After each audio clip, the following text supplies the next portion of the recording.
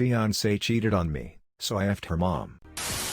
Welcome to the house of Reddit. Here are 2 long nuclear revenge stories from Reddit. Number 1.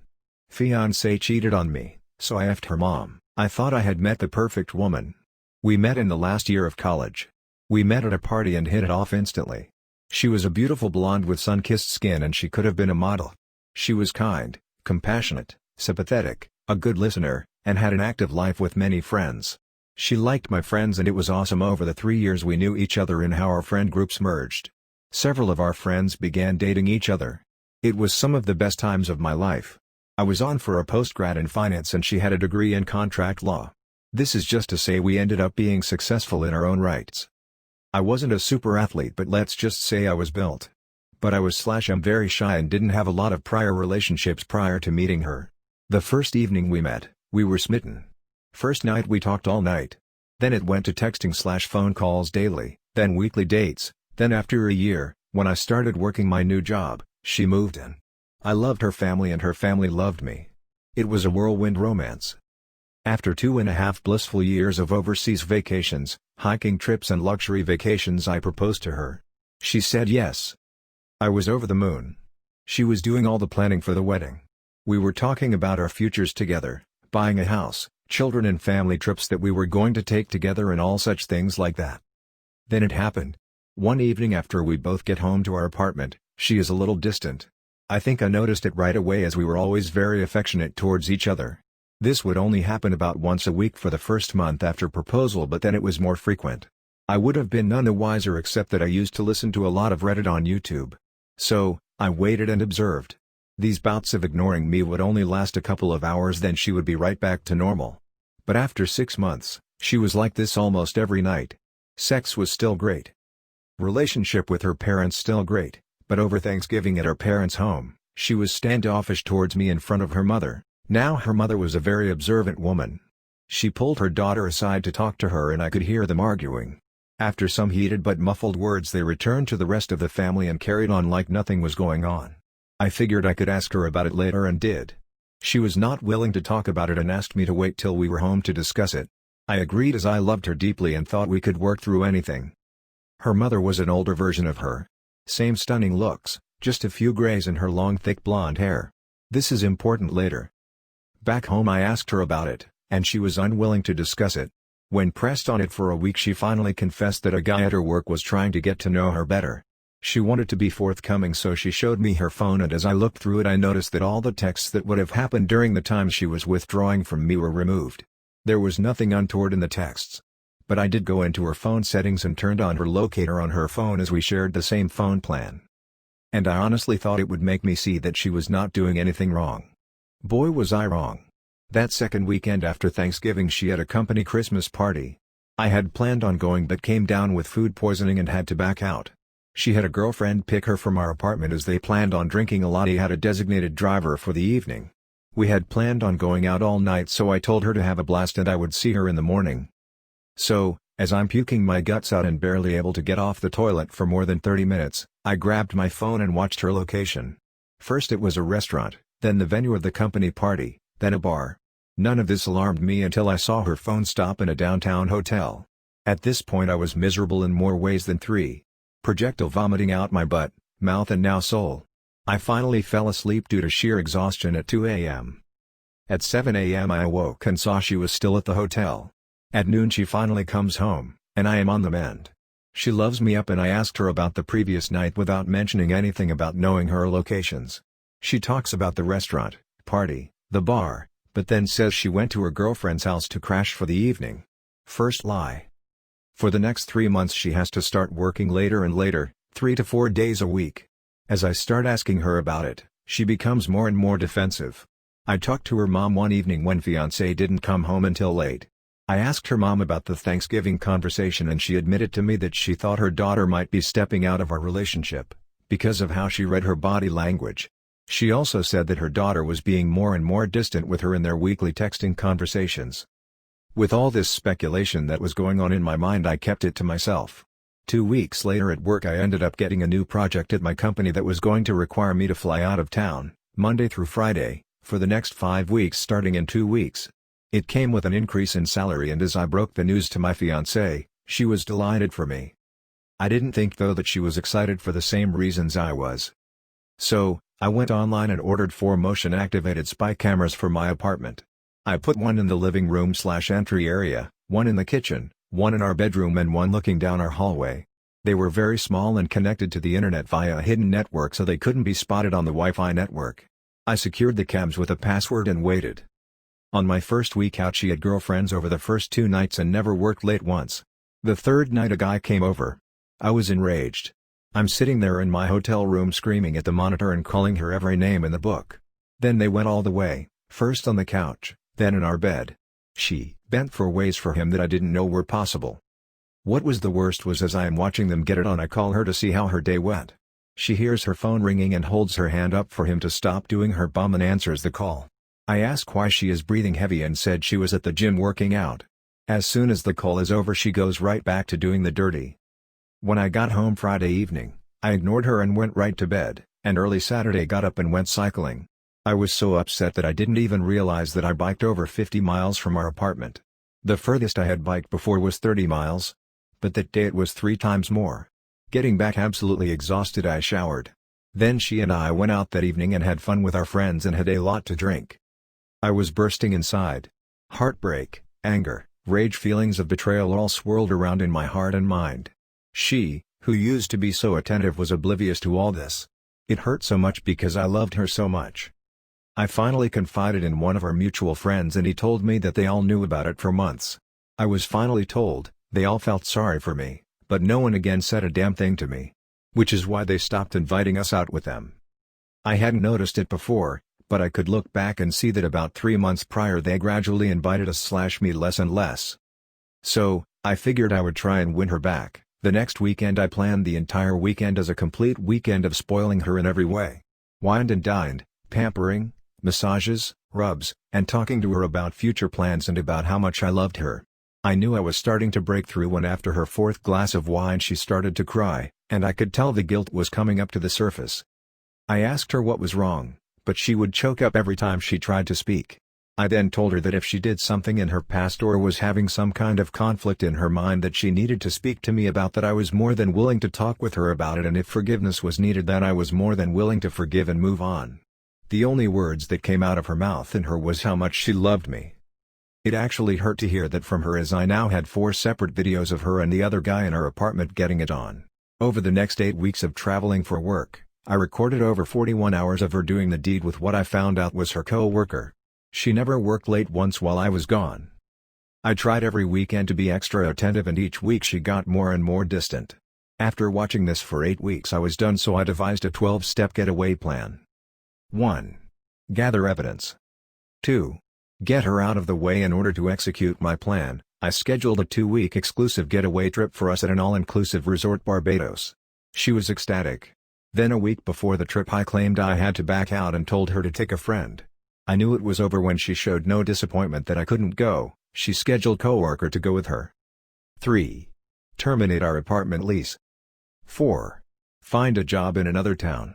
The company I had been assisting in the new town had offered me a job at with a slight increase in salary. 5. Find a new place to live. I got an apartment at the new location. When she is gone, perform the following. 6. Go back home and pack all her things, same day. 7. Get a new phone and email. Cancel all social media. 8. Separate us completely in regard to finances. Withdrew all monies from our joint accounts and then closed them. I put all her money in an envelope and packed it in her things. 9. Have the movers pack all my things up and ship it to the new place. 10. Take all her things to her mother's house 600 miles away. All my fiancé's belongings fit into the back and bed of my F-250 crew cab. 11. Give her mother the evidence. 12. Start my new life. I didn't want to do anything that was illegal, so I made sure that nothing of hers was missing. It was so hard to pack all her stuff nice and neatly away. I never cried so hard in my life. I have read so many times on Reddit about SOs saying they will never do it again when caught, but they don't stop. My hope was that she would genuinely confess so we could forgive and move on. She never did. Twice she came really close, but her secret was too hard for her to reveal. Tuesday morning, I left our apartment north of DC for the last time. It took 10 hours to get to her mom's house. What happened when I got there I was not prepared for. I arrived at her mom's house around 8 in the evening. I figured she would be surprised to see me since I was coming down unannounced. Since they lived in a gated community, I had to buzz her house from the front gate, so she was waiting for me outside when I drove up. I could tell that she had been crying when I walked up to see her.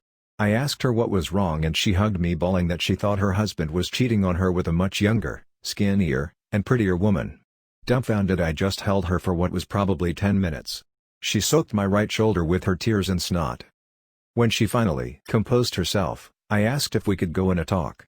We went in and I asked where her husband was and she indicated that he said he was going fishing with his buddies at a remote cabin an hour away. Then she said, he hates fishing. She gave me all the indications that she had picked up on, and apparently it had been going on for about a year. So, doing a little bit of research, we found a credit card hold charge for a 5-star hotel that was only 20 minutes away. On call later confirmed her husband was in fact there for a 4-night stay, cheating with his mistress. 2 peas in a pod. I said. What? She responded. 2 peas in a pod. I said again. Your husband is cheating on you and your daughter is cheating on me. That's why I came here to drop her stuff off and move to the new workplace. I showed her the evidence in a binder, the screen captures I had made. After looking at the first 3 or 4 pages, she looked at me dumbfounded. We both hugged and cried for a good 30 minutes. At that point she said stop crying and looked at me and said, well, tonight there is nothing we can do about it except for you and I to knock out these 3 bottles of Moscato and cuddle in every room of the house. She grabbed 2 wine glasses and a bottle of Moscato wine and walked out to their private pool deck saying, are you coming out here or are you going to get some revenge? Now I won't go into much detail, but I will say this, that night and for the next 3 days we cuddled non-stop. After those days were over, we passionately said goodbye and I drove to my new destination. She kept me informed as to everything that happened when now ex-fiance got back. The day fiance got back was epic. I canceled my phone the morning of the day she got back. So when the plane landed and she called for a ride, it indicated the phone was disconnected. She apparently had her lover take her home. He dropped her off and left. When she came to the door, a strange couple, new tenants, answered the door and she freaked out. I can't tell you how many times she tried to call me because again the number was no longer valid. She went to her girlfriend's to stay for a time as co-worker was already married. When she called her mom in a panic, her mom told her that I had come down and dropped off all her things and mentioned that all her monies were down there as well. 600 miles away. Her mom didn't tell her that she had cuddled me more in 3 days than fiance and I had in the last 6 months. But she did tell her that she knew that she was cheating on me, and I said I had found a new job, place to stay and new career far away from her and all the friends we had. And that her mother was separating from her father due to infidelity. Apparently she cried for days and took a week off of work. But alas, she found comfort in the arms of her married lover. Her mom never let her know where I was at. I had completely cut off that part of my life. The only link I had to that old life was fiance's mom. And she has kept our secret to this day. Number 2. She cheated on me the second time, so I drained her emotionally and financially. I met Jane after amicably ending a long-term relationship. I didn't think I'd want to date again, but Jane and I really clicked and it was such a nice escape. We hung out as friends before moving on to dating, and within 6 months we had moved in together. I had long since gotten over my ex, and Jane and I were doing great and regularly talking about the future. I was fairly socially awkward and only had a few good friends before meeting her, whereas she had a large circle of acquaintances and friends she introduced me to who became good friends of mine as well. About a year into our relationship, Jane informs me that she had a one-night stand with someone she had met at the bar. Begs for forgiveness, says she's so sorry, that she wasn't used to alcohol, all the usual excuses. Me not wanting to lose this relationship too, and having invested so much time thinking about my future with this girl, believes her. It wasn't easy, and I ended up in therapy for my anxiety, but we worked through it after a lot of talks and crying and long nights, gradually rebuilding trust after she reassured me regularly that I was the one for her and she was still committed to a relationship. I confided in a few close mutual friends, who kept it to themselves. Everything seemed back on track, and I thought we healed. Another year passes when I notice Jane seems off. She's gone more often, more secretive of her phone. I'll wake up to find her on the computer instead of in bed. Red flags flying. One weekend she tells me she's going to her mother's to help her with spring cleaning. I don't really get along with or speak to her mother. Her mother is an incredibly religious woman who was already upset with Jane for living with me before marriage and a few other personal decisions on her end, and feels as if she has control over her life due to financially supporting her, which is why I assume she figured it'd be a safe bet I wouldn't talk to her mom. A few hours after she left, I called her a few times and it went right to voicemail, meaning her phone was off. So I called her mother knowing she wouldn't answer me, and left a voicemail asking if Jane had made it to her house safely. It had been hours and I hadn't heard from her. Few minutes pass and she calls me back, tells me that she called Jane and couldn't get an answer, as I knew she wouldn't. Started asking when she left, etc. etc. I told her she left that morning to help her with spring cleaning. This was news to her mother, who never spoke to her about that. Her worrying about Jane had her talking. I sit there thinking about what I'll tell Jane when she speaks to her mom and has time to think of an excuse. She gets home later that night, and seems totally nonchalant. Turns out her phone is still off, so she hasn't even gotten the calls from me or her mom yet. Perfect. I ask her how her day went. She tells me how much she hates dusting, there was so much on the top of the cabinets, and how they had to carry stuff down to the basement. An elevator would have been nice, all that good stuff. I then decide to let her know I was aware she hadn't been to her mom's. Long story short, she admits to cheating on me again, and had been essentially since I had forgiven her for the first time. While I was dealing with the anxiety and insecurity, while she was reassuring me it would never happen again and I was the only one for her, while we talked about buying a place and all our goals, she was fucking around with the same dude, mostly online, but had met up with him every so often for quickies during the day. I basically shut down entirely, and went to stay with a friend and told Jane it was over. The more I thought about it, the more my sadness turned to anger, and the stupider I felt for giving her a second chance.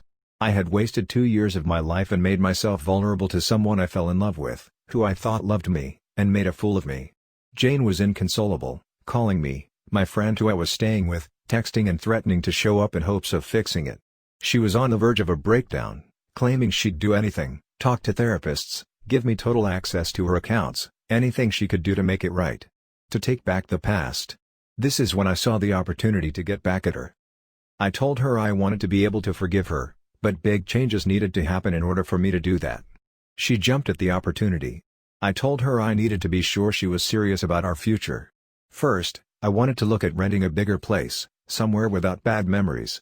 We were month to month, so gave my landlord notice and asked her to go through the process of securing us a new lease elsewhere as I couldn't handle it right then.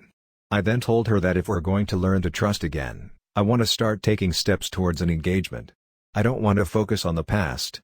If I do, I'll want to leave. I just want to focus on the future, and the first step should be a joint account.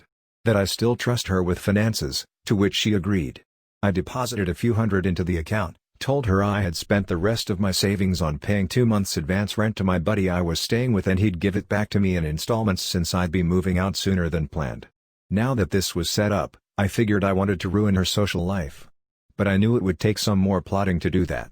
So I told her to come back to our apartment. And we stayed there waiting out the end of the month. We cried together, she was overwhelmingly affectionate, let me watch her delete her social media pages, made me breakfast most days. She was just so sorry. I wanted to scream at her so badly, but instead I'd ask for comfort and reassurance, and play the wounded animal. We had plenty of make-up sex too, which is the only thing I feel slightly guilty about. She was sure to be extra adventurous for my sake, so when I asked if I could take some photos she was all for it. During this time, I had been distant from our mutual friends, turning down invites and saying things like Jane wouldn't want me to go, or asking a few one-on-one for advice for how do they handle it when their partner gets mad? Does your partner ever break stuff or slap you? No, Jane would never do that. I was just wondering. Then, shortly before we planned to move into the new place, I got cold feet. Told her I didn't think I could do it. That I just didn't trust her. She was frantic, pleading with me not to leave again and begging for something she could do to fix it. So I told her I believed our social circle put her up to it. She swore up and down that no one had any idea. But I asked how could I believe her? She lied to me twice before, I don't trust her around them. That a fresh start means new people in our lives too. That I'd never feel comfortable again as these people I don't know if I can trust were still around. I wore her down until she agreed to ghost them all. But that wasn't enough for me. I told her that I needed the bridge to be burned, because I don't trust them. So I had her rejoin and send a message to the group chat complaining about fake friends, backstabbers and how she was better without them, then block them all. She cried for a long time over that, but if it was what I needed to stay, she'd get over it. I had a bunch of messages from mutual friends asking WTF, to which I told them it was complicated and I'd talk soon. Few more days pass, and it's time to move into the new place. I tell her to pick up anything she needs from her mom's, and I'm going to get some stuff from my parents' place and we'll meet back at the apartment that night. As soon as she leaves, I call my friend and we pack up everything I had brought over and take it back to his place. Then I message my friends, telling them Jane had been abusive the last few months, was a lie, which is why I didn't go out, and that the reason she had blocked them is because she thought I told them and that they were telling me to leave her. I then went to the bank and drained our joint account, which had about $400 from me and about $3,700 and some change from her.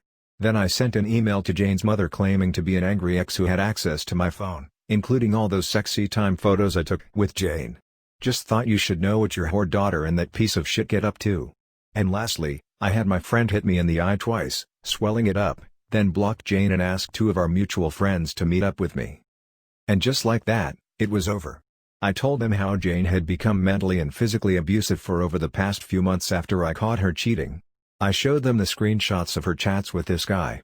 I told them I had kept quiet to keep the peace, how she lashed out at all of them when she thought they had been helping me behind her back. How it was so out of character. How she threw a remote at me and swelled my eye when we were moving, and that's when I knew I needed to leave, and why I needed to take the money to get to safety. Jane showed up to my friend's house looking for me, while he told her I had moved and would call the cops if she showed up again while I hid upstairs. Heard how she frantically tried to find me to figure out what was happening and reached out to her mutual friends to make amends and tell them it was all my idea, only to discover the ones I had been talking to and subtly alluding to being abused for weeks, as well as the ones who remembered me coming to them after the first time she cheated, and the ones who had seen my eye, had passed along the information to her entire social circle, and she was met with threats, insults and being ghosted by everyone she knew. How she told the last mutual friend she spoke to before he ghosted her that her mother had said she'd pray for her and cut her off financially for living an unhealthy lifestyle until she can smarten up after seeing the photos, which she can't prove I've ever sent, as her mother certainly wouldn't have kept them, and that she's severely depressed. Now, she's trapped in a 6-month lease with zero money, no friends to rely on, and no one to help her stay afloat aside from maybe her former fling should she run to him. I'll be using her money to cover rent on a new apartment for myself, and bought my friend a nice gift for being my accomplice in this. I plan to stay in therapy, both to get over this and to work through my feelings and how low I stoop to get revenge, as I don't want to carry this negativity with me in the future. If you enjoyed this video, please be sure to like, comment, and subscribe. Turn on the notifications to know when we post new videos. If you have any suggestions for future videos, please let us know in the comments below. Thank you for coming to the House of Reddit.